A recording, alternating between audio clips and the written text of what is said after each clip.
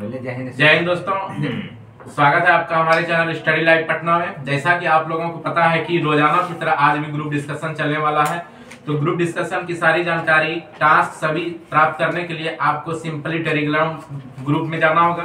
Telegram group का link मैंने description box में दे दिया है। डायरेक्ट आप वहां से टेलीग्राम से जुड़ सकते हैं और डिस्कशन से रिलेटेड सारी जानकारी प्राप्त कर सकते हैं। या नहीं तो आप सिंपली टेलीग्राम पर जाकर के सर्च करेंगे स्टडी लाइव पटना, तो आपका हमारा सबसे ऊपर चैनल दिखेगा, वहां से आप जुड़ सकते हैं हमारे चैनल से और डिस्कशन में आ सकते हैं। तो चलिए हम लोग आज का डिस्कशन शुरू करने जा रहे हैं। आज की डिस्कशन जो होगा ब्राह्मण साम्राज्य से, जो एंशिएंट हिस्ट्री का टॉपिक है। ब्राह्मण साम्राज्य से पहले कल जो टॉपिक चला था उसका हम लोग शॉर्ट रिवीजन कर लेते हैं। तो चलिए, खरोष्टी लिपि कैसे लिखी जाती है? कैसे बताइए कि प्रथम जो अभिलेख स्तंभ लेख है, सबसे बड़ा स्तंभ लेख कौन सा है? सातवां। कौन सा? सातवां। और सबसे छोटा रुमनदेही। सबसे छोटा स्तंभ लेख रुमनदेही। स्तंभ लेख की संख्या कितनी है? 7। कितने? 7। और शिलालेख की संख्या है 14। कितना? 14। 14वां शिलालेख में क्या है? उसमें बोला गया है कि सारा मनुष्य मतलब सभी मनुष्य धार्मिक जीवन व्यतीत करेंगे। 13वां शिलालेख में क्या है?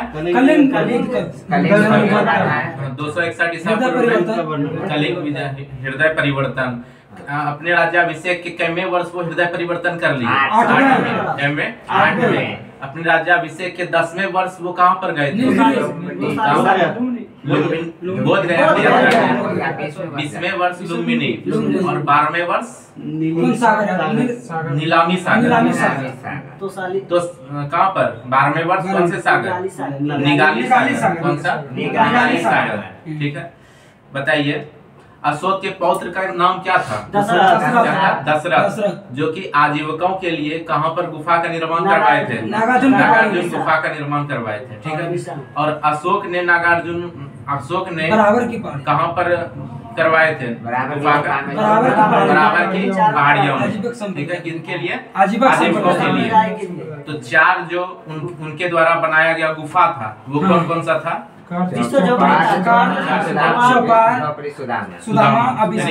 चौपार, सुदामा और विश्वझोपड़ी। ठीक है, बताइए ग्रीक एवं अरमाइक लिपि अभिलेख का अभिलेख जो है वो कहाँ पर मिला है? अफगानिस्तान में। खरोष्टी पाकिस्तान में। ब्राह्मी भारत में। ठीक है, ब्राह्मी लिपि जो है वो पूरा का पूरा कहाँ मिला है? भारत में। और जो स्तंभ लेख लिखा गया है वो पूरा ब्राह्मी लिपि में ही है। तो 7 स्तंभ लेख किसमें लिखा है? ब्राह्मी लिपि में। तो ब्राह्मी लिपि में जब लिखा गया है तो कहाँ पाया जाएगा? सिर्फ भारत में। तो स्तंभ लेख सारा कहाँ पाया गया? भारत में। ठीक है, दिल्ली टोपरा जो अभिलेख है वो कहाँ से कहाँ कौन ले गया? टोपरा से दिल्ली ले गया फिरोज शाह तुगलक। ठीक है, और दिल्ली मेरठ के दिल्ली ले गया फिरोज शाह तुगलक। ठीक है, चलिए अब हम लोग स्टार्ट करने जा रहे हैं ब्राह्मण साम्राज्य। ठीक है, अच्छा ये बताइए कि पुराणों में जो अशोक मिलता है, अशोक को क्या कहा गया? अशोक वर्धन। ठीक है, चलिए वायु पुराण में बिंदुसार को क्या कहा गया? वर्षकार या वारिसार। सिंह विष्णु में क्या? सिंह विष्णु जैन ग्रंथ में कहा गया है। ठीक है, और उनका क्या नाम था? अमित्र घात, यानी कि शत्रु का उपनाम क्या था? कुनीक। ठीक है, बहुत अच्छा। चलिए अब चलते हैं ब्राह्मण साम्राज्य। ब्राह्मण साम्राज्य का जो उदय हुआ वो वृद्धरथ की हत्या के बाद हुआ। वृद्धरथ कौन थे? मौर्य साम्राज्य के अंतिम शासक। ठीक है, तो मौर्य साम्राज्य के अंतिम शासक कौन थे? कौन थे? वृद्धरथ। मौर्य साम्राज्य के अंतिम शासक वृद्धरथ का हत्या किसने किया? पुष्यमित्र शुंग ने। और वहीं पर शुंग वंश की स्थापना हो गई, जो कि पहला ब्राह्मण साम्राज्य का वंश है। ठीक है, तो ब्राह्मण साम्राज्य का जो वंश है, पहला वंश कौन सा है? शुंग वंश। कौन सा है? शुंग वंश। तो पुष्यमित्र शुंग, अच्छा, शुंग वंश एवं कन्य राजवंश दोनों क्या है? ब्राह्मण साम्राज्य का ही वंश है। कन्या वंश का संस्थापक कौन था? कन्या वंश के वासुदेव। आगे चलेगा। पुष्यमित्र शुंग जिसने मगध पर शुंग वंश की नींव डाली, ब्राह्मण जाति का था। ठीक है, पुष्यमित्र शुंग कौन से जाति के थे? ब्राह्मण जाति के। कौन से? ब्राह्मण जाति के। किसको मार के स्थापना की? वृषरथ को। और वृषरथ कौन से वंश के? अंतिम मौर्य वंश के। और मगध साम्राज्य का संस्थापक कौन थे? वृषरथ। वो अलग वृषरथ थे और ये अलग वृषरथ है। मौर्य वंश के संस्थापक चंद्रगुप्त मौर्य थे। मगध साम्राज्य का, ठीक है, ध्यान दीजिए। ठीक है, शुंग शासकों ने अपनी राजधानी कहाँ बनाई? विदिशा। कहाँ पर? विदिशा। शुंग शासकों ने अपनी राजधानी कहाँ स्थापित की? विदिशा, अभी एमपी में है। ठीक है, शुंग शासकों ने अपनी राजधानी कहाँ बनाई? विदिशा में, जो अभी कहाँ है? एमपी में। ठीक है, इंडो यूनानी। अच्छा ये बताइए कि कलिंग का कहाँ था राजधानी? तोसली। कहाँ था? तोसली किस राज्य में है? उड़ीसा में। ठीक है, पूरा काल दिवस कब मनाया जाता है? 1 अप्रैल को। 1 अप्रैल। बिहार से कब अलग हुआ? 1936 में उड़ीसा से अलग हुआ। ठीक है, चलिए, उड़ीसा अलग हुआ। शुंग शासकों ने अपनी राजधानी कहाँ बनाई? विदिशा में। कहाँ? विदिशा में। इंडो यूनानी शासक कौन थे? मिनांडर। कौन थे? मिनांडर को पुष्यमित्र शुंग ने पराजित किया। तो पुष्यमित्र शुंग ने कौन से इंडो यूनानी शासक को पराजित किया? किसको? मिनांडर को। यूनानी जो इंडो यूनानी शासक थे मिनांडर, उनको किसने पराजित किया? पुष्यमित्र शुंग ने। किसने? पुष्यमित्र शुंग ने। पुष्यमित्र शुंग ने किसको पराजित किया? मिनांडर को, जो क्या थे? इंडो यूनानी शासक। इंडो यूनानी शासक मिनांडर को। पुष्यमित्र शुंग ने कितनी बार अश्वमेध यज्ञ करवाए? 2 बार। कितनी बार? 2 बार। पुष्यमित्र शुंग ने अश्वमेध यज्ञ कितनी बार करवाए? 2 बार। ठीक है, इनके लिए पतंजलि ने अश्वमेध यज्ञ किए थे। किसने? पतंजलि ने। और यही पतंजलि क्या है? योग शास्त्र के जन्मदाता है। ठीक है, योग दर्शन। योग दर्शन। ठीक है, इन्हीं के द्वारा लिखा गया है पतंजलि। पतंजलि का मेन ब्रांच कहाँ है? उत्तराखंड। पतंजलि का मेन ब्रांच उत्तराखंड। चलिए, सतना जो है, सतना जो एमपी में है, भरहुत स्तूप का निर्माण पुष्यमित्र शुंग ने करवाया था। ये सतना में है, एमपी में, भरहुत स्तूप। ठीक है, तो भरहुत स्तूप का निर्माण किसने करवाया था? पुष्यमित्र शुंग ने। किसने? पुष्यमित्र शुंग ने। भरहुत स्तूप का निर्माण किसने करवाया था? पुष्यमित्र शुंग ने। ये कहाँ पर है? सतना एमपी में। भरहुत स्तूप कहाँ पर स्थित है? सतना एमपी में। और भी ये शुंग शासकों ने अपनी राजधानी कहाँ बनाई थी? विदिशा। ये भी कहाँ है? एमपी में। और सतना एमपी में भरहुत स्तूप का निर्माण करवाया था। किसने? पुष्यमित्र शुंग ने। ठीक है, शुंग वंश का अंतिम शासक कौन थे? देवभूति। कौन थे? देवभूति। शुंग वंश का अंतिम शासक कौन थे? देवभूति। ठीक है, इसकी हत्या 73 ईसा पूर्व में किसने कर दी? वासुदेव ने। किसने कर दी? वासुदेव ने। ठीक है, कर दी। और मगध गद्दी पर किसका? कनक वंश ठीक है, और कनक वंश का अंतिम राजा कौन थे? सुशर्मा। तो शुंग वंश का अंतिम राजा कौन थे? देवभूति, जो जिनका किसने वध किया? वासुदेव ने। और वासुदेव ने वंश का स्थापना की। कौन से वंश का स्थापना कर दिया? कानु वंश का। कौन सा? कानु वंश का। और कानु वंश का अंतिम शासक सुशर्मा। कौन? सुशर्मा। ठीक है, चलिए अब चलते हैं सातवाहन राजवंश। ठीक है, इससे पहले हम पूछते हैं, बताइए शुंग शासकों ने अपनी राजधानी कहाँ बनाई? भरहुत स्तूप का निर्माण किसने कराया? पुष्यमित्र शुंग ने। भरहुत स्तूप कहाँ पर स्थित है? मध्य प्रदेश में। और विदिशा कहाँ स्थित है? मध्य प्रदेश में। अश्वमेध यज्ञ पुष्यमित्र शुंग ने कितनी बार करवाया?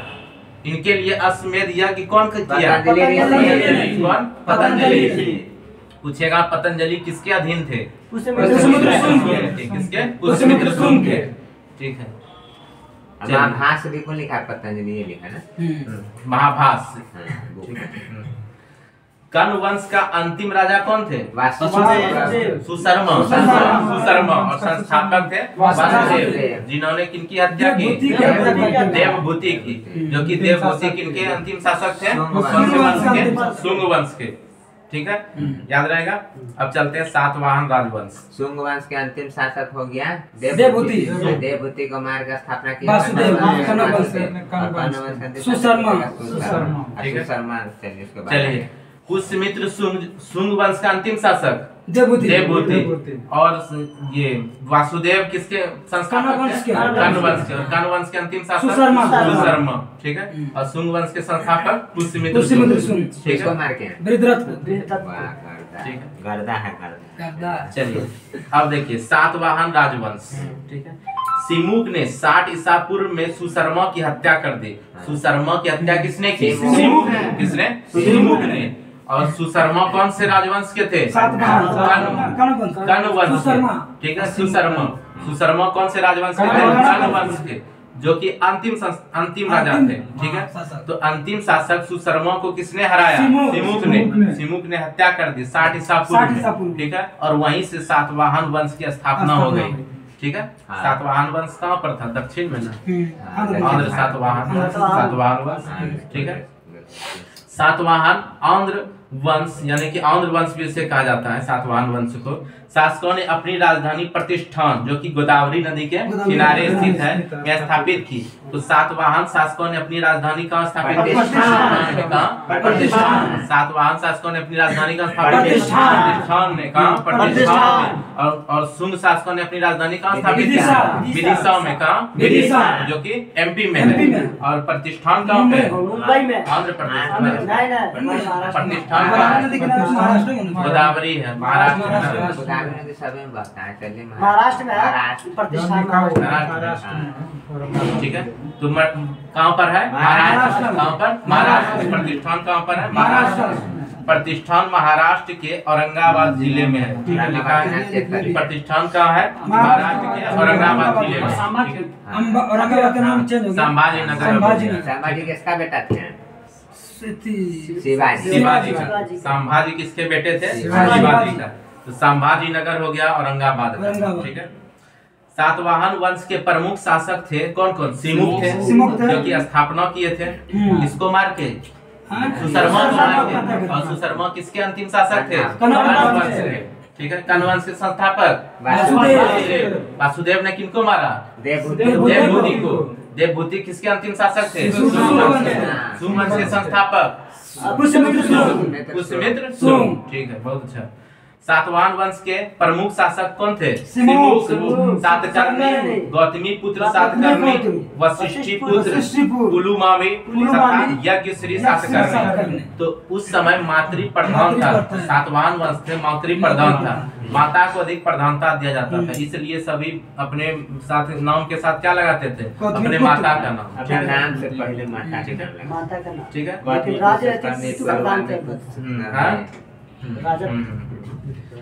सातकर्णी ने 2 अश्वमेध तथा 1 राजसूय यज्ञ करवाए। सातकर्णी ने कितने? 2 अश्वमेध और 1 राजसूय यज्ञ करवाए, ठीक है। और 2 अश्वमेध यज्ञ पुष्यमित्र शुंग ने भी करवाए थे, जो उनके लिए कौन किया था? पतंजलि ने। किसने? पतंजलि ने।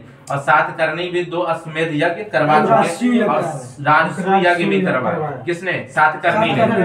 सातवाहन शासकों के समय के प्रसिद्ध साहित्यकार कौन थे? हाल एवं गुणाद थे।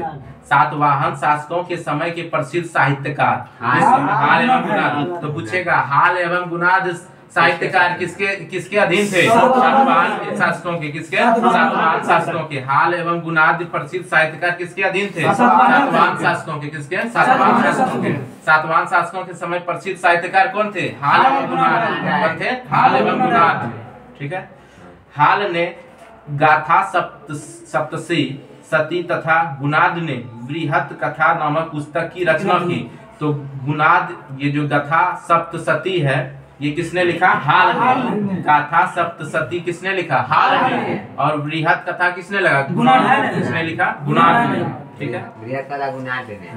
बृहत कथा गुणाद ने और गाथा सप्तशती हाल ने, ठीक है। ये याद रखना कि हाल और गुणाद सातवाहन शासकों के अधीन थे। सातवाहन शासकों के अधीन थे हाल एवं गुणाद, ठीक है। सातवाहन ने चांदी, तांबे, सीसा जो कि सर्वाधिक उस समय बना था सीसा का, पोटीन एवं कांसे की मुद्राएं प्रचलन था। देखिए पोटीन का जो मुद्रा था ना, उसी समय केवल बना था, सबसे ज्यादा फेमस था। उसके बाद कोई शासक उतना इसको प्रायोरिटी नहीं दिया, लेकिन उस समय प्रोटीन बहुत चलता था। तो चांदी, तांबे, सीसा, प्रोटीन और कांसे की मुद्राओं का प्रचलन था। तो सातवाहन शासकों के समय किसका किसका प्रचलन था? चांदी, तांबा, सीसा, प्रोटीन और कांसे। इसमें मोस्ट इम्पोर्टेंट है प्रोटीन का। उस समय मुद्रा भी चलता था, किसका? प्रोटीन का। और सीसा सर्वाधिक प्रचलन में था, सीसा सबसे ज्यादा सीसा प्रचलन में था। ठीक है। सातवाहन अपना सिक्का ढालने में जिस शीशे का इस्तेमाल करते थे उसे क्या कहा जाता? कहाँ से मंगवाया था? उस सिक्का को कहाँ से मंगवाया था? उस सिक्का को कहाँ से मंगवाया था? ठीक है, आइए, स्वागत है। आइए। सातवाहन ने अपना सिक्का ढालने में जिस शीशे का इस्तेमाल करते थे उस सिक्का को कहाँ से मंगवाया था? कहाँ से? रोम से। ब्राह्मणों को भूमि अनुदान देने की प्रथा का आरंभ किसने किया? सातवाहन शासकों ने। किसने? सातवाहन शासकों ने। किसने? सातवाहन शासकों ने। भूमि अनुदान में देने की प्रथा किसने शुरू किया? सातवाहन शासकों ने। किसको? ब्राह्मणों को। किसको? ब्राह्मणों को। ठीक है। चूंकि ब्राह्मण यहाँ का जो संस्थापक थे कौन? सातवाहन शासक सिमुक किसको मारे थे? सुशर्मा को। और सुशर्मा किसके वंश के? कर्ण वंश के संस्थापक थे। सुशर्मा जो कर्ण वंश से आते हैं, अंतिम शासक थे सुशर्मा, कर्ण वंश से आते हैं। और कर्ण वंश के संस्थापक वासुदेव, चूंकि वो ब्राह्मण साम्राज्य से रिलेटेड थे और इन्होंने ही सातवाहन ने ब्राह्मणों को भूमि अनुदान में देने की प्रथा सबसे पहले शुरू किया। ठीक है। तो सबसे पहले भूमि अनुदान में देने की प्रथा ब्राह्मणों को किसने शुरू किया? सातवाहन शासकों ने। किसने? सातवाहन शासकों ने। ठीक है। भूमि दान का सर्व प्राचीन पूरा लेखीय प्रमाण शताब्दी ईसा पूर्व के सातवाहनों के नानाघाट अभिलेख में मिलता है, जिसमें अश्वमेध यज्ञ में एक गांव देने का उल्लेख है। यानी कि नानाघाट अभिलेख में ही मिला है कि अश्वमेध यज्ञ में एक गांव ही दे दिया था। अश्वमेध यज्ञ में एक गांव ही दे दिया था। ठीक है। एक गांव ब्राह्मण के वो गांव दे दिया। राजसूय यज्ञ करवाया ना, तो राजसूय यज्ञ कराने के बाद, राजसूय यज्ञ नहीं, अश्वमेध यज्ञ कराने के बाद एक गांव ही दान में दे दिया ब्राह्मणों को। और इस बात का चर्चा नानाघाट अभिलेख में मिलता है। ठीक है। नानाघाट अभिलेख में मिलता है। ठीक है। इस बात की चर्चा कि दान में ब्राह्मणों को एक गांव ही दे दिया गया। सातवाहनों की राजकीय भाषा क्या थी? प्राकृत एवं ब्राह्मी, और लिपि थी ब्राह्मी। सातवाहनों की भाषा क्या थी? प्राकृत, और लिपि क्या थी? ब्राह्मी। ठीक है। और जैन जो लिखा था, जैन ग्रंथ प्राकृत भाषा और बौद्ध पाली। ठीक है। जैन प्राकृत और बौद्ध पाली। महावीर जयंती है। आज महावीर जयंती है, हैप्पी महावीर जयंती। ठीक है। सातवाहनों की राजकीय भाषा क्या थी? प्राकृत, और लिपि क्या थी? ब्राह्मी। क्या थी? ब्राह्मी। और ब्राह्मी लिपि कहाँ पर मिलती है सबसे ज्यादा? मतलब वही भारत देश में ही सिर्फ मिलती है। ठीक है। पूरा स्तंभ लेख पर वही है, और सातों स्तंभ लेख पर वही है, ब्राह्मी लिपि। ठीक है। सातवाहनों में हमें मातृ तंत्रात्मक ढांचे का आभास मिलता है। यानी कि सारा का सारा अधिकतर क्या है? मातृ तंत्रात्मक है। ठीक है। ढांचा है। उनके राजाओं के नाम उनकी माताओं के नाम पर रखने की प्रथा थी। ठीक है। जैसे कि गौतमी पुत्र, वशिष्ठी पुत्र, यानी कि नाम के साथ क्या जोड़ दिया जाता है? माता का नाम गौतमी पुत्र, यानी कि गौतमी का पुत्र। ठीक है। वशिष्ठी पुत्र यानी वशिष्ठी के पुत्र। इसी तरह अपने माता का नाम जोड़कर ये पता चलता है कि वो क्या था? मातृ तंत्रात्मक ढांचे का आभास कराता है। लेकिन सातवाहन राजकुल पितृ तंत्रात्मक थी। लेकिन वहाँ का जो राजकुल था कैसा था? पितृ तंत्रात्मक था, राजकुल। और वो जो था ये मातृ तंत्रात्मक ढांचा, वहाँ का आभास ढांचा प्राप्त होता है कि मातृ तंत्रात्मक थी। लेकिन राजकुल था, जैसे राज चलाता था कौन? राज चलाता था पितृ तंत्रात्मक, यानी लड़का वहाँ पर राज चलाता। ठीक है। क्योंकि राज सिंहासन का उत्तराधिकारी पुत्र ही होता था। ठीक है। इसीलिए वहाँ राजकुल कैसा था? पितृ तंत्रात्मक। राजकुल था पितृ तंत्रात्मक। ठीक है। सातवाहन शासकों ने ग्रामीण क्षेत्रों में प्रशासन का काम गौलमिक को सौंपा। तो सातवाहन शासक जो थे उन्होंने ग्रामीण क्षेत्रों में प्रशासन का काम किसे सौंपा? गौलमिक ने। किसको? गौलमिक को। गौलमिक कौन थे? गौलमिक ग्रामीण क्षेत्रों का प्रशासन को संभालता था। ग्रामीण क्षेत्रों को प्रशासन को कौन संभालता था? गौलमिक। कौन? गौलमिक। ग्रामीण क्षेत्रों में प्रशासन को कौन संभालता था? गौलमिक, जो कि सातवाहन के समय थे। ठीक है। गौलमिक एक सैनिक टुकड़ी का प्रधान होता था, जिसमें क्या क्या था? गौलमिक के समय गौलमिक जो था सैनिक टुकड़ी का प्रधान होता था। और गौलमिक क्या है? ग्रामीण क्षेत्रों का प्रशासन संभालता था। वही गौलमिक सैनिक टुकड़ी का प्रधान भी होता था। और उनमें 9 रथ, 9 हाथी, 25 घोड़े, 35 पैदल सैनिक होते थे। ठीक है। 45 पैदल सैनिक होते थे। ठीक है। तो गौलमिक जो है वो क्या थे? सातवाहनों के समय ग्रामीण क्षेत्रों के प्रशासन का प्रमुख था। ग्रामीण प्रशासन का काम उन्हीं के द्वारा संभाला जाता था। ठीक है। तो गौलमिक याद रखिएगा। गौलमिक प्रशासन ग्रामीण क्षेत्र का प्रशासन का देखरेख करने वाला गौलमिक। अभी दरोगा गौलमिक। चौकीदार। सातवाहनों की महत्वपूर्ण स्थापत्य कृतियां इंपॉर्टेंट है। देखिए सातवाहन की जो महत्वपूर्ण स्थापत्य कृतियां हैं, क्या क्या वो बनवाए थे? कारले का चैत्य किसने बनवाया? सातवाहनों ने। सातवाहनों ने। कारले का चैत्य किसने बनवाया? सातवाहनों ने। किसने? सातवाहनों ने। अजंता एवं एलोरा की गुफाओं का निर्माण एवं अमरावती कला का विकास किसने कराया? सातवाहनों ने। किसने? सातवाहनों ने। कारले का चैत्य सातवाहनों ने। अजंता एवं एलोरा की गुफाओं का निर्माण सातवाहनों ने। किसने? सातवाहनों ने। अमरावती कला का विकास सातवाहनों ने। किसने? सातवाहनों ने। क्योंकि महाराष्ट्र में भी फैला था सातवाहन वंश, और महाराष्ट्र में ही इनका राजधानी भी था। प्रतिष्ठान महाराष्ट्र में ही था, गोदावरी नदी के किनारे। तो वहां पर अजंता एवं एलोरा की गुफाओं का निर्माण करवाया। कहाँ पर? महाराष्ट्र में सातवाहनों ने। और कारले का चैत्य का निर्माण करवाया किसने? सातवाहनों ने। ठीक है। और अमरावती का कला का विकास करवाया किसने? सातवाहनों ने। तो सातवाहनों ने कौन कौन सा स्थापत्य कृतियां रखी? कारले का चैत्य, अजंता एवं एलोरा की गुफाएं और अमरावती कला का विकास। ये 3 चीज याद रखिएगा। कारले का चैत्य, अजंता एवं एलोरा की गुफाओं का निर्माण और अमरावती कला का विकास। ठीक है। सातकर्णी एवं अन्य सभी सातवाहन शासक दक्षिणापथ के स्वामी कहे जाते थे। यानी कि सातकर्णी एवं अन्य सभी जितना भी सातवाहन शासक हैं वो दक्षिणापथ के क्या कहे जाते थे? स्वामी कहे जाते थे। ठीक है।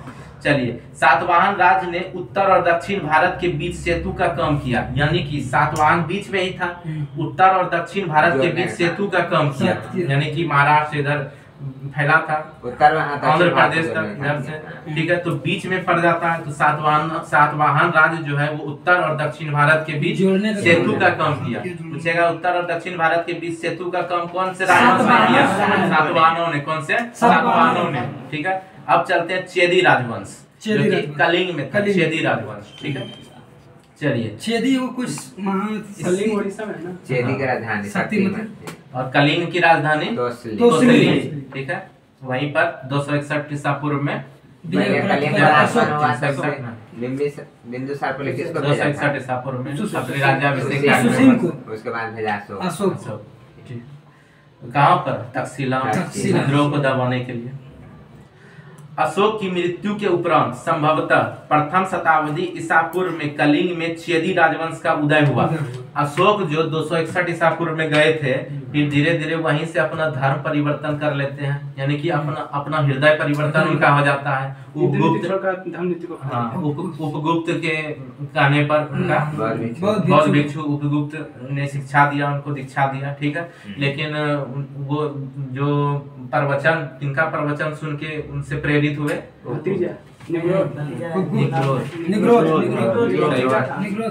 निग्रोथ का प्रवचन सुन के वो प्रेरित हुए और बौद्ध धर्म को अपना लिया और उन्हीं के अनुसार। ठीक है। तो बेटे को भेजा श्रीलंका। ठीक है। अशोक की मृत्यु के उपरांत संभवतः प्रथम शताब्दी ईसा पूर्व में कलिंग में किसका उदय हो गया? चेदी राजवंश का। किसका? चेदी राजवंश का। तो अशोक का जो मृत्यु हो गया, तो अशोक की मृत्यु के जस्ट बाद किसका उदय हुआ? चेदी राजवंश, उसी जगह कलिंग में। ठीक है। इसकी जानकारी हमें कहाँ से मिलती है? हाथी गुम्फा अभिलेख से। कहाँ पर? हाथी गुम्फा अभिलेख से। और हाथी गुम्फा अभिलेख कहाँ से प्राप्त होता है? भुवनेश्वर। ठीक है। खारवेल इस राजवंश का एक प्रतापी राजा था। नहीं बोलते हैं कलिंग राजा खारवेल, तो वही खारवेल जो है प्रतापी राजा इस राजवंश का। हाथी बहुत मिलता था। कलिंग राजा खारवेल इस राजवंश के प्रतापी राजा थे। कौन से राजवंश के? चेदी राजवंश के। कौन से? चेदी राजवंश के। चेदी राजवंश में पहले, चेदी से पहले किसका शासन था? अशोक का। किसका? अशोक का। ठीक है, वही कलिंग था। ठीक है, और वही बाद में क्या हो गया? चेदी राजवंश वहीं पर कलिंग में ही स्थापित हो गया, जिसमें अशोक का पहले शासन चलता था। ठीक है, अशोक की मृत्यु के बाद चेदी का उदय हुआ। खारवेल जैन धर्म का अनुयायी था। जैन धर्म का अनुयायी। खारवेल कौन से धर्म के अनुयायी थे? जैन धर्म के। कौन से? जैन धर्म के। खारवेल कौन से धर्म के अनुयायी थे? जैन धर्म के। कौन से? जैन धर्म के। और अजात शत्रु कौन से धर्म के अनुयायी थे? पहले जैन धर्म, फिर बाद में बौद्ध धर्म अपना लिए थे। ठीक है, प्रथम बौद्ध संगति उन्हीं के शासन। ठीक है, बिंबिसार सब जैन धर्म। चार दिवस संप्रदाय कौन था?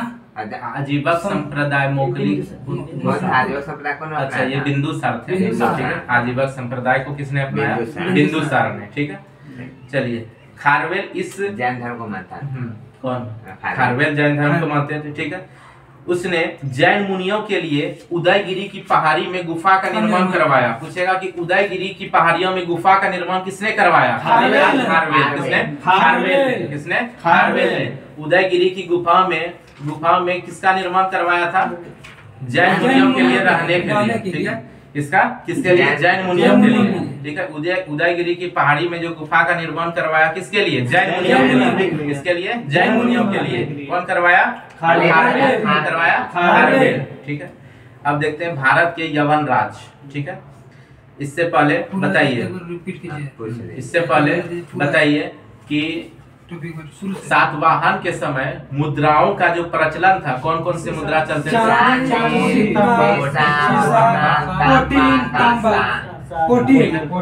चांदी, तांबे, सीसा, पोटीन और कांसा। ठीक है, सर्वाधिक जो प्रचलित था सीसा।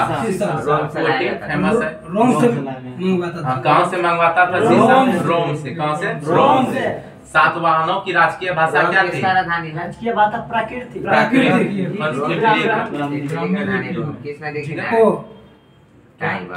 रोम टाइबर नदी के किनारे। इटली की गंगा पो नदी। पो नदी। रूस की गंगा बोलगा नदी। सातवाहनों की राजकीय भाषा क्या थी? प्राकृत। क्या थी? प्राकृत। और लिपि क्या थी? कौन से? ब्राह्मी। राजकुल कैसा था सातवाहनों का? पितृतंत्रात्मक। कैसा था? पितृतंत्रात्मक। और वहाँ का ढांचा कैसा था? मातृतंत्रात्मक। कैसा था? मातृतंत्रात्मक। बताइए, सातवाहन शासकों ने ग्रामीण क्षेत्रों में प्रशासन का काम किसको सौंपा? किसको? ठीक है, कारले का चैत्य किसके समय? सातवाहनों के समय। अजंता एवं एलोरा की गुफाएं सातवाहनों के समय। अमरावती कला का विकास सातवाहनों के समय। ठीक है, बताइए, चेदी राजवंश किसकी मृत्यु के बाद कलिंग में आया? इसके बाद अशोक की मृत्यु के बाद। ठीक है, कलिंग का प्रतापी राजा कौन थे? खारवेल। कौन थे? खारवेल। ठीक है, कौन से शताब्दी ईसा पूर्व में चेदी राजवंश का उदय होता है? प्रथम शताब्दी ईसा पूर्व में। ठीक है, चलिए अब चलते हैं भारत के यवन राज। ठीक है, भारत पर आक्रमण करने वाले विदेशी आक्रमणकारियों का क्रम याद रखना है कि कैसे कैसे विदेशी आक्रमणकारी आए। ठीक है, तो चलिए, हिंद यूनानी सबसे पहले। हिंद यूनानी, उसके बाद पल्लव, उसके बाद कुषाण। हिंद यूनानी हिंद यूनानी पल्लव तब कुषाण। हिंद यूनानी ठीक है, याद रहेगा। HSPK। ठीक है, हिंद यूनानी सात Pallava Kushan. High school PK। दूसरा नंबर पर शक है, 2 नंबर में शक है, तो 2 में दे हाई स्कूल PK। ठीक है, हिंद यूनानी शक पल्लव कुषाण। ठीक है, चलिए याद रहेगा। High school PK। ठीक है, सेल्यूकस के द्वारा स्थापित पश्चिमी तथा मध्य एशिया के विशाल साम्राज्य को इसके उत्तराधिकारी एंटियोकस प्रथम ने अक्षुण्ण बनाए रखा। तो सेल्यूकस जो है उनके स्थापित पश्चिम मध्य एशिया जो है उसका उत्तराधिकारी एंटियोकस प्रथम ने बनाए रखा, उसका शासन चलाए रखा। ठीक है, सेल्यूकस के द्वारा जो स्थापित था जितना भी क्षेत्र था वो उसको अछूत किसने बनाए रखा? एंटियोकस प्रथम ने। किसने? एंटियोकस प्रथम ने। ये एंटियोकस प्रथम किसका शासन संभालते हैं? किसके उत्तराधिकारी होते हैं? सेल्यूकस निकेटर के। किसका? सेल्यूकस निकेटर के। ठीक है, ने कब हराया था सेल्यूकस निकेटर? 1905 में। 305 इससे शादी करवा दिया। कर्नेलिया, कंधार, हेरात, चार गो कंधार, हेरात, मकरान बताइए। हेरात, मकरान, कंधार, काबुल। ठीक है, और बदले में 500 हाथी दिए चंद्रगुप्त मौर्य ने दे दिया। किसने कहा कि उसने 500 हाथी दिया? चलिए, सेल्यूकस के द्वारा स्थापित पश्चिमी तथा मध्य एशिया। ठीक है, तो एंटियोकस जो प्रथम थे वो किसके उत्तराधिकारी थे? सेल्यूकस निकेटर के। किसके? सेल्यूकस निकेटर के। एंटियोकस द्वितीय के शासन काल में विद्रोह के फलस्वरूप उसके अनेक प्रांत स्वतंत्र हो गए। यानी कि सेल्यूकस ये एंटियोकस द्वितीय जो आए उस समय विद्रोह हो गया था। तो विद्रोह से बहुत सारे राज्य जो थे, प्रांत जो थे, वो क्या हो गए? स्वतंत्र हो गए। किसके समय? एंटियोकस द्वितीय के समय। एंटियोकस प्रथम तो बनाए रखे साम्राज्य को, जो सेल्यूकस निकेटर ने यहाँ पर स्थापित किए थे, लेकिन एंटियोकस द्वितीय के समय क्या हो गए? विद्रोह हो गया, और विद्रोह से क्या हो गया? बहुत सारा प्रांत स्वतंत्र हो गया। ठीक है, किसके समय? एंटियोकस द्वितीय के समय। ठीक है, बैक्ट्रिया के विद्रोह का नेतृत्व किसने किया? डियोडोटस प्रथम ने। किसने किया? डियोडोटस प्रथम ने। बैक्ट्रिया का विद्रोह का नेतृत्व किसने किया? डियोडोटस प्रथम ने। किसने? डियोडोटस प्रथम ने। डियोडोटस प्रथम ने कौन से विद्रोह का नेतृत्व किया? बैक्ट्रिया का विद्रोह किसने किया? डियोडोटस प्रथम ने। किसने? डियोडोटस प्रथम ने। ठीक है, बैक्ट्रिया पर डियोडोटस प्रथम के साथ इन राजाओं ने क्रमशः शासन किया। डियोडोटस जो प्रथम थे उनके साथ ये राजा शासन करते हैं। ठीक है, ऐसे बैक्ट्रिया का विद्रोह का नेतृत्व डियोडोटस प्रथम ने किया। लेकिन उस समय जो विद्रोह हुआ उसके साथ साथ शासन कौन करते थे? डियोडोटस द्वितीय, यूथिडेमस, डेमेट्रियस, मिनांडर, यूकेट्राइटस, एंटी-हालकिड्स और हार्मिक्स। इसमें मिनांडर बहुत ही इम्पोर्टेंट है। ठीक है, तो ये सब राजा ये सब उस समय शासन करते थे। उतना इम्पोर्टेंट तो नहीं है, मिनांडर याद रखना है। मिनांडर भी इसी के अधीन थे, डियोडोटस प्रथम के अधीन थे मिनांडर। ठीक है, इसके साथ साथ शासन करते थे। जब उधर बैक्ट्रिया का विद्रोह हो रहा था उस समय ये मिनांडर भी शासन कर रहे थे। ठीक है, भारत पर सबसे पहले आक्रमण बैक्ट्रिया के शासक डेमेट्रियस ने किया। भारत पर सबसे पहले आक्रमण किसने किया? बैक्ट्रिया के शासक डेमेट्रियस। किसने किया? डेमेट्रियस। भारत पर सबसे पहले आक्रमण किसने किया? डेमेट्रियस। किसने किया? डेमेट्रियस। बैक्ट्रिया के विद्रोह का नेतृत्व किसने किया? डियोडोटस ने। किसने? डियोडोटस प्रथम ने। डियोडोटस द्वितीय भी शासन कर रहे थे उस समय, लेकिन स्वतंत्र हो गया था। आक्रमण किया था ना के अरब आक्रमण 712 में आया। सब पहले आ गया, इससे पूर्व में आया था ना 190 ईसा पूर्व में ये आ गया था। 190 में आया। बैक्ट्रिया का जो शासन था ये पहले भारत में आ गया था। बैक्ट्रिया के शासक डेमेट्रियस। ठीक है, भारत पर आक्रमण कर दिया था। 190 ईसा पूर्व पहले ना। और उससे पहले तो सिकंदर कब आया था? सिकंदर 326 ईसा पूर्व में, और 345 में जन्म हुआ था। 325 में लौट गया। 56 में जन्म हुआ था। मकदूनिया का शासक। मकदूनिया का शासक था 339 ईसा पूर्व में। 339 ईसा पूर्व में वो गद्दी संभाले और 329 में उनकी मृत्यु हो गई। 22 में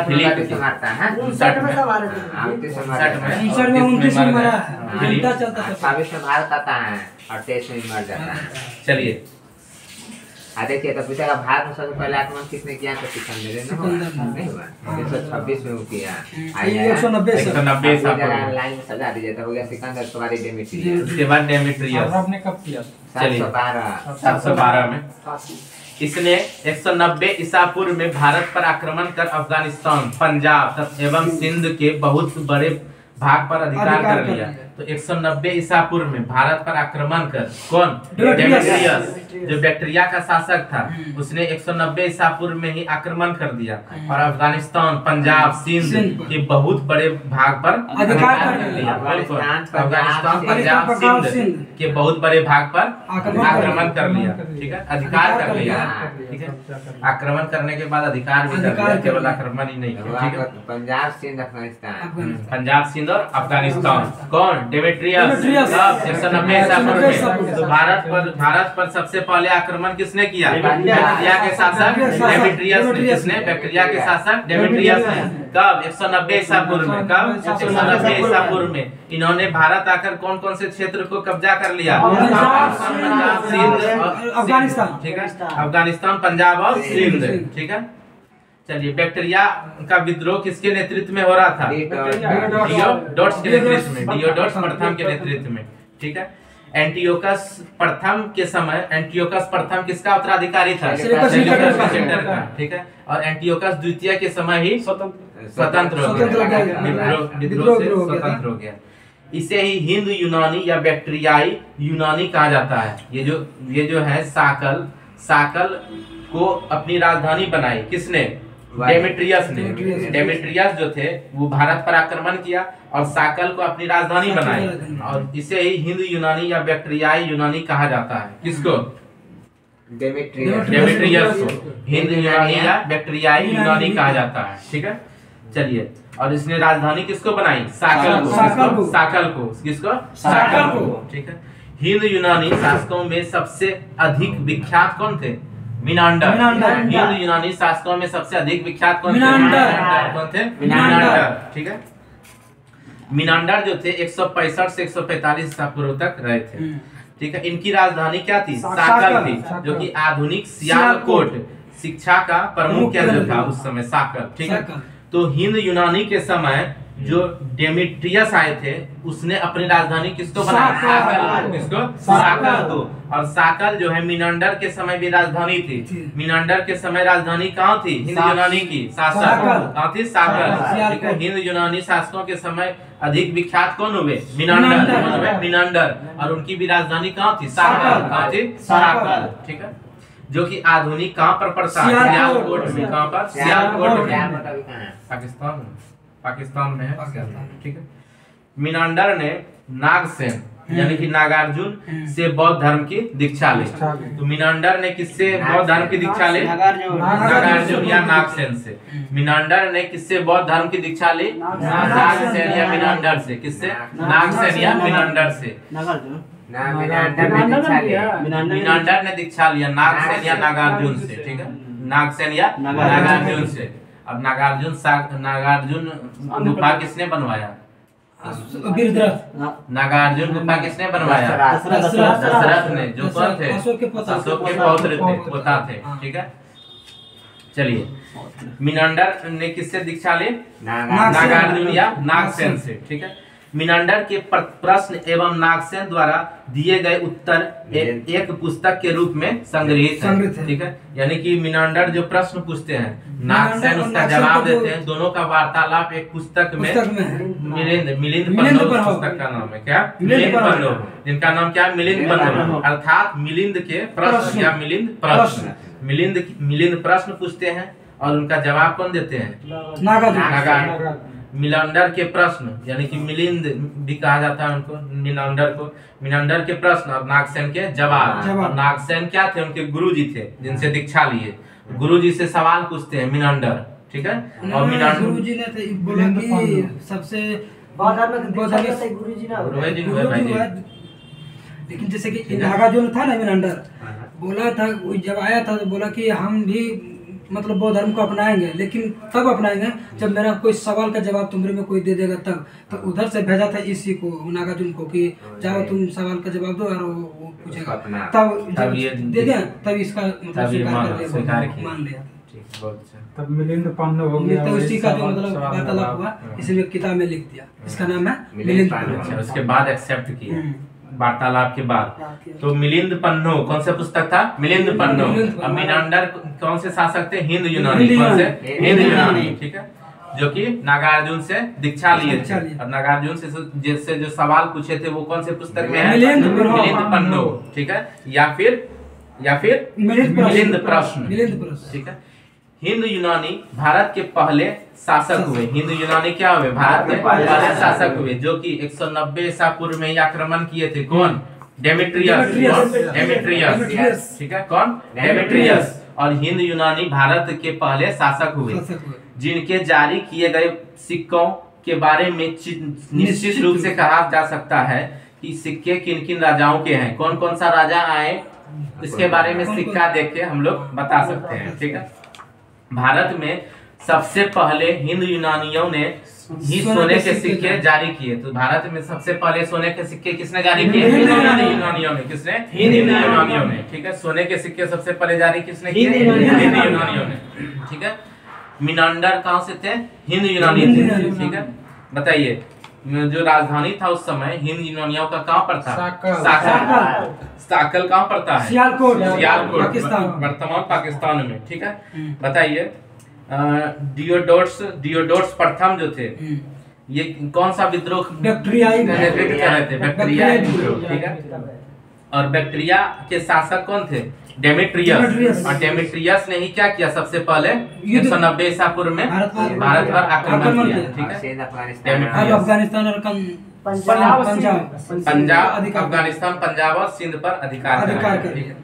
हिंद यूनानी शासकों ने भारत के पश्चिमोत्तर सीमा प्रांत में यूनान की प्राचीन कला चलाई, ठीक है। हिंद यूनानी शासक जो थे वो भारत के पश्चिमोत्तर सीमा प्रांत में कौन सा? यूनान की प्राचीन कला चलाई, यानी कि भारत जो है उसके पश्चिम में, पश्चिमोत्तर में, ठीक है, वहां पर चलाया कुछ कला, जिसे हम क्या कहते हैं? हेलेनिस्टिक कला। तो हेलेनिस्टिक कला किसके द्वारा चलाई गई है? हिंद यूनानी द्वारा। हिंद यूनानी द्वारा चलाई गई कला कौन सा है? हेलेनिस्टिक कला, हेलेनिस्टिक आर्ट। हेलेनिस्टिक आर्ट किसके द्वारा चलाया गया? हिंद यूनानी द्वारा। कहाँ पर? भारत में, भारत के पश्चिमोत्तर सीमा प्रांत में, ठीक है। भारत में गंधार कला इसका उत्तम उदाहरण है। इसी का उत्तम उदाहरण कौन सा है? गंधार कला। गंधार कला किसके द्वारा? हिंद यूनानी द्वारा, ठीक है। उत्तर भारत में गंधार कला किसने चलाई? हिंद यूनानियों ने। तो किसका उत्तम उदाहरण है? हेलेनिस्टिक आर्ट का। हेलेनिस्टिक का ही उत्तम उदाहरण कौन सा है? कौन सा कला है? गंधार कला। गंधार कला किसका एक उत्तम उदाहरण है? हेलेनिस्टिक आर्ट का। और हेलेनिस्टिक आर्ट किसके द्वारा चलाया गया था? हिंद यूनानी द्वारा। कौन से? हिंद यूनानी, ठीक है। चलिए, यूनानियों ने पर्दे का प्रचलन आरंभ कर भारतीय नाट्य कला के विकास में योगदान किया, ठीक है। कौन सा पर्दा? वो नाट्य कला वाला पर्दा। तो वो वाला पर्दा का प्रचलन किसने करवाया? यूनानियों ने, ठीक है। क्योंकि पर्दा यूनानियों की देन था, इसलिए वह यवनिका के नाम से प्रसिद्ध हुआ। यानी कि पर्दा को और किस नाम से कहा गया? यवनिका। क्या? यवनिका, क्योंकि पर्दा किसका देन था? हिंद यूनानी का, इसलिए पर्दा को क्या कहा गया? यवनिका। क्या? यवनिका। क्या? यवनिका, ठीक है। चलिए, ये खत्म होता है। अब चलते हैं शक के पास, ठीक है। तो इससे पहले बताइए, कुछ शॉर्ट रिवीजन कर लेते हैं। बताइए, भारत आने का क्रम बताइए। सबसे पहले हिंद यूनानी,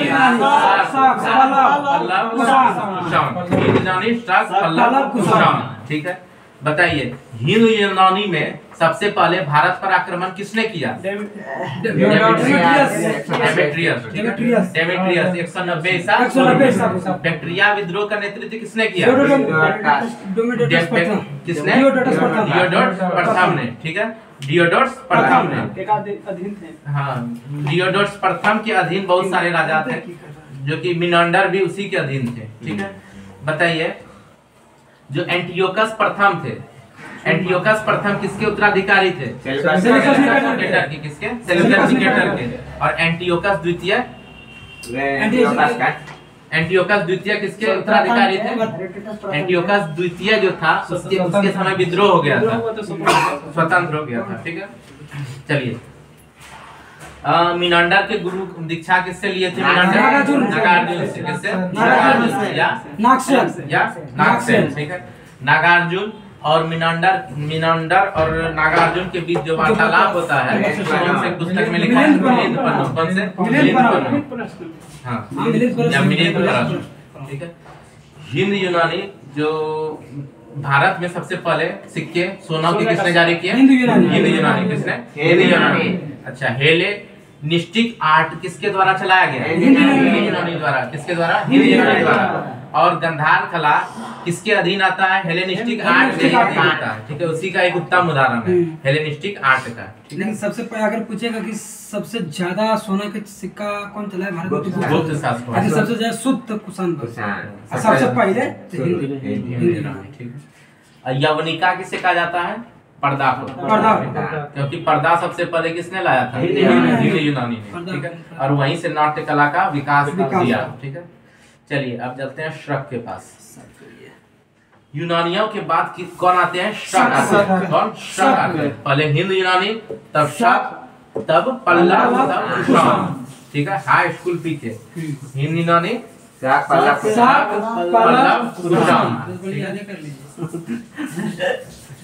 ठीक है, तो सीरीज याद रखना है। ठीक है, यूनानियों के बाद कौन आए? शक आए। कौन आए? शक आए। और शकों की 5 शाखाएं थी। कौन कौन? शकों की 5 शाखाएं थी। ठीक है, और हर शाखा की राजधानी भारत और अफगानिस्तान में अलग अलग भागों में थी। शकों का कितना भाग था? 5 भाग था, और सब भारत और अफगानिस्तान में अलग अलग जगह पर था। ठीक है, पहली शाखा में अफगानिस्तान और दूसरी शाखा में पंजाब। और पंजाब की शाखा का जो राजधानी था वो तक्षशिला था। शक का पंजाब वाली शाखा का राजधानी कहाँ था? तक्षशिला। और तीसरी शाखा मथुरा थी शकों का। चौथी शाखा पश्चिमी भारत थी। पांचवी शाखा जो है वो उत्तरी दक्कन पर प्रभुत्व स्थापित किया। जो शक का पहला शाखा था वो कहाँ था? अफगानिस्तान में। दूसरी शाखा तक्षशिला, तीसरी शाखा मथुरा, चौथी शाखा पश्चिमी भारत, और 5वीं शाखा उत्तरी दक्कन। ठीक है, अब देखिए इसका प्रथम शक राजा जो थे कौन थे? प्रथम शक राजा कौन थे? ठीक है, शक मूलतः मध्य एशिया के निवासी थे और चारागाह की खोज में भारत आए। शक कौन थे? मध्य एशिया के निवासी थे, चारागाह की खोज में भारत आए थे। ठीक है, शक कहाँ के थे? मध्य एशिया के निवासी थे और कहाँ आए? भारत आए। किसके खोज में? चारागाह खोज के लिए। ठीक है, चारागाह खोजते खोजते खोजते खोजते यहाँ। ठीक है, 58 ईसा पूर्व में उज्जैन के एक स्थानीय राजा ने शकों को क्या कर दिया? पराजित करके बाहर खदेड़ दिया। ठीक है, यहीं से विक्रमादित्य का उपाधि शुरू हो जाता है। जो शक को खदेड़ दिया, यहीं से विक्रमादित्य का उपाधि शुरू हो जाता है शक को हराने के बाद। और यहीं पर उपाधि लेना एक राजा ने लिया सबसे पहले, विक्रमादित्य का उपाधि। उसके बाद यहीं से लगभग 14 राजा विक्रमादित्य का उपाधि ले चुके। तो 58 ईसा पूर्व में उज्जैन का ही एक स्थानीय राजा थे जो शकों को पराजित करके बाहर खदेड़ दिया। ठीक है, और विक्रमादित्य की उपाधि धारण की। तो पूछेगा सबसे पहला राजा कहाँ के थे? जो कहाँ का? उज्जैन, जो कि विक्रमादित्य की उपाधि धारण किया। ठीक है, तो विक्रमादित्य की उपाधि धारण कब हुआ? सबसे पहले 58 ईसा पूर्व में। कब? 58 ईसा पूर्व में। किसको हराने पर? शकों को। किसको मिला? तो उज्जैन के शासक। उज्जैन के शासक सबसे पहले किसको मिला? उज्जैन के शासक। ठीक है, उज्जैन के स्थानीय शासक थे। ठीक है, चलिए शकों पर विजय के उपलक्ष्य में 58 ईसा पूर्व से एक नया संवत शुरू हो जाता है, जिसको हम क्या कहते हैं? विक्रम संवत। क्या कहते हैं? विक्रम संवत। क्या कहते हैं? विक्रम संवत। ये 58 ईसा पूर्व है, 78 ईस्वी में हुआ था। कौन सा? हिजरी संवत। हिजरी विक्रम है उस बोल रहे हैं ना। समय में शक संवत जो कि भारत का राष्ट्र संवत है। ठीक है, 622 हिजरी संवत। 622 हिजरी संवत इस नाम में है। चलिए 58 ईसा पूर्व से शुरू हो जाता है विक्रम संवत। ठीक है, चलिए उसी समय से विक्रमादित्य एक लोकप्रिय उपाधि बन गई। तो विक्रमादित्य की उपाधि शकों को हराने के उपलक्ष्य में प्रथम उज्जैन के शासक ने प्राप्त किया किया। था। ठीक है। और उज्जैन के शासकों को उज्जैन के जो शासक थे उन्होंने किसका उपाधि धारण किया? विक्रमादित्य का। और कौन सा संवत शुरू हुआ? विक्रम संवत। उपाधि विक्रमादित्य। ठीक है। 58 ईसा पूर्व में, जिसकी संख्या भारतीय इतिहास में कहां तक पहुंच गई? 14। ठीक है। 14 विक्रमादित्य का उपाधि धारण कर लिया। ठीक है। गुप्त सम्राट चंद्रगुप्त द्वितीय सबसे अधिक विख्यात विक्रमादित्य था। कौन? चंद्रगुप्त द्वितीय। गुप्त शासक चंद्रगुप्त द्वितीय सबसे अधिक विख्यात। सबसे अधिक विख्यात विक्रमादित्य कौन थे? चंद्रगुप्त द्वितीय। कौन थे? चंद्रगुप्त द्वितीय। कौन थे? चंद्रगुप्त द्वितीय। कौन थे? चंद्रगुप्त द्वितीय। ठीक है। प्रथम शासक कहाँ के थे? उज्जैन के स्थानीय शासक। कहाँ के? उज्जैन का स्थानीय शासक। ठीक है। शाखाओं की अन्य शाखाओं की तुलना में पश्चिम भारत में प्रभुत्व स्थापित करने वाली शाखा ने सबसे लंबे अरसे तक शासन किया। जो पश्चिम भारत में प्रभुत्व था शाखाओं का, उसने सबसे लंबा समय तक शासन किया। कहाँ पर? पश्चिम भारत में। सबसे ज्यादा शासन कहाँ पर किया? पश्चिमी भारत में। ठीक है। किसने? शाकों ने। ठीक है। गुजरात में चल रहे, गुजरात भी तो पश्चिमी इधर ही हो गया, तो वहां पर भी सबसे ज्यादा समय तक शासन किया शाकों ने। गुजरात में चल रहे समुद्री व्यापार से यह शाखा काफी लाभान्वित हुई। यानी कि कहाँ पर? पश्चिमी में कर रहे थे और गुजरात में सबसे ज्यादा लाभान्वित हुए। ठीक है। वहां से समुद्री व्यापार हो जाता था। ठीक है। और इसकी भारी संख्या में चांदी के सिक्के जारी किए। ठीक है। तो भारी संख्या में कौन से सिक्के जारी किए? चांदी के। कौन से? चांदी के। बताइए, शक सबसे अधिक किस जगह से लाभान्वित हुए? गुजरात से। ठीक है। पश्चिम भारत। और सबसे अधिक अरसे तक कहाँ शासन किया? पश्चिम भारत में। कहाँ पर? पश्चिम भारत में। ठीक है। बताइए, शाकों का सबसे प्रतापी शासक कौन थे? रुद्रदामन। अगर आपसे पूछ दे कि प्रथम शासक कौन थे तो क्या बोलिएगा? मोय। और सबसे प्रतापी शासक कौन थे? रुद्रदामन प्रथम। कौन थे? रुद्रदामन प्रथम। चंद्रगुप्त मौर्य द्वितीय। नो, वो तो गुप्त विक्रमादित्य आया, इसीलिए थोड़ा सा बता दिए। ठीक है। उपाधि धारण किया, उसमें सबसे ज्यादा।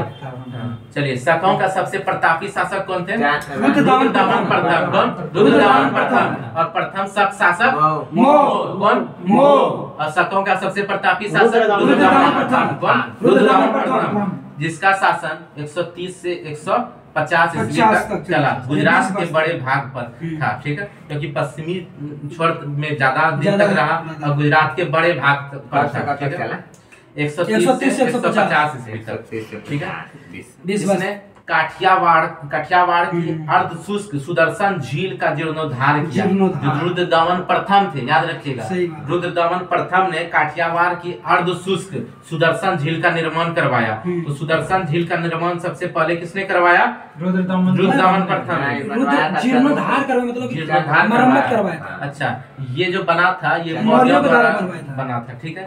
इसके बाद भी और सारा शासक आते हैं, वो भी जीर्णोद्धार कराते हैं इसी झील का। ठीक है। कौन सा? सुदर्शन झील का। तो इसने काठियावाड़ की अर्ध शुष्क सुदर्शन झील का जीर्णोद्धार किया। तो पूछेगा कि सुदर्शन झील कहाँ स्थित है? गुजरात के काठियावाड़ में। कहाँ पर? गुजरात के काठियावाड़ में। कहाँ पर? गुजरात के काठियावाड़ में। इसका निर्माण किसने करवाया था? मौर्यों ने। किसने? मौर्यों ने। ठीक है। और इसका जीर्णोद्धार किसने करवाया? मरम्मत किसने करवाया? रुद्रदामन प्रथम ने। किसने? रुद्रदामन प्रथम ने। ठीक है। रुद्रदामन संस्कृत का बड़ा प्रेमी था। रुद्रदामन किसके प्रेमी थे? संस्कृत का बड़ा प्रेमी था। ठीक है। ये मध्य एशिया शाक कहाँ से आए? मध्य एशिया से। मध्य एशिया का होते हुए भी वो शाकवाद फिर भी संस्कृत का बड़ा प्रेमी था। कौन? रुद्रदामन। तो पूछेगा रुद्रदामन कौन से भाषा का प्रेमी थे? संस्कृत भाषा का। किसका? संस्कृत का बहुत बड़ा प्रेमी थे। उसने ही सबसे पहले जो विशुद्ध संस्कृत भाषा में लंबा अभिलेख था, गिरनार अभिलेख जारी किया। तो गिरनार अभिलेख पूछेगा किसने जारी किया? रुद्रदामन ने। किसने? रुद्रदामन प्रथम ने। किसने? रुद्रदामन प्रथम ने। कौन से भाषा में गिरनार अभिलेख है? संस्कृत भाषा में। कौन से भाषा में? संस्कृत भाषा में। कौन से भाषा में? संस्कृत भाषा में। क्या? गिरनार अभिलेख। क्या गिरनार गिरनार अभिलेख। अब सुदर्शन झील का जीर्णोद्धार किसने कराया? रुद्रदामन प्रथम ने। इसने रुद्रदामन प्रथम। सबसे प्रतापी राजा सबका रुद्रदामन प्रथम। रुद्रदामन प्रथम। सबसे पहला मोर। मोर। इसके पहले के सभी जितना भी अभिलेख है सब प्राकृत भाषा में आते थे। ठीक है, इसके पहले जितना भी थे सब प्राकृत भाषा में, और सातवाहनों का भाषा क्या था? प्राकृत, और लिपि क्या था? ब्राह्मणी। ठीक है, तो इससे पहले जितना भी जो रुद्रदामन प्रथम चलवाए गिरनार अभिलेख, इससे पहले जितना भी आए थे सब कौन से भाषा में थे? प्राकृत भाषा में। कौन से? प्राकृत भाषा में। ठीक है, चलिए प्राकृत भाषा में थे। और इसका जारी अभिलेख है। भारत में शक राजा जो थे अपने आप को कहते थे क्षत्रप। क्या कहते थे? क्षत्रप। भारत में शक राजा अपने आप को क्या कहते थे? क्षत्रप। क्या? क्षत्रप। चलिए पार्थियाई या पल्लव। अब चलते हैं पल्लव के पास। पार्थियाई या पल्लव। ठीक है, पश्चिमोत्तर भारत में शकों के आधिपत्य के बाद पार्थियाई लोगों का आधिपत्य हुआ। तो शक के आधिपत्य के बाद कौन आए? पार्थियाई या पल्लव। कौन आए? पल्लव। ठीक है, सबसे प्रसिद्ध पार्थियाई कौन थे? गोंडोफर्निस। कौन थे? गोंडोफर्निस। इसी के शासनकाल में सेंट थॉमस ईसाई धर्म का प्रचार करने के लिए भारत आया था। पूछेगा कि सेंट थॉमस ईसाई धर्म का प्रचार करने के लिए किसके शासनकाल में? गोंडोफर्निस। इसी के शासनकाल में, इसी के समय में गोंडोफर्निस के समय में। ठीक है, पार्थियाई लोगों का मूल स्थान कहाँ है? ईरान में। तो शकों के बाद कौन आए? पल्लव। कौन? पल्लव। ठीक है, चलिए दोस्तों, अब हम लोग कल से कुषाण से पढ़ेंगे। ठीक है, भारत के यवन राज्य में कुषाण एक बच गया है टॉपिक, जो कि कल देखेंगे, क्योंकि एक दिन में ज्यादा हो जाने पर ज्यादा हो जाएगा। ठीक है, याद नहीं रह पाएगा, इसीलिए इतना ही रहने देते हैं। इसके बाद चलेंगे नेक्स्ट टॉपिक, नेक्स्ट सब्जेक्ट के साथ। तब तक बने रहे हमारे साथ। और जैसा कि आपको पता है हमारा मकसद है 1000 सब्सक्राइब का, और 1000 सब्सक्राइब पूरा कीजिए और हमारे साथ लाइव जुड़िए। चलिए, थैंक यू, धन्यवाद।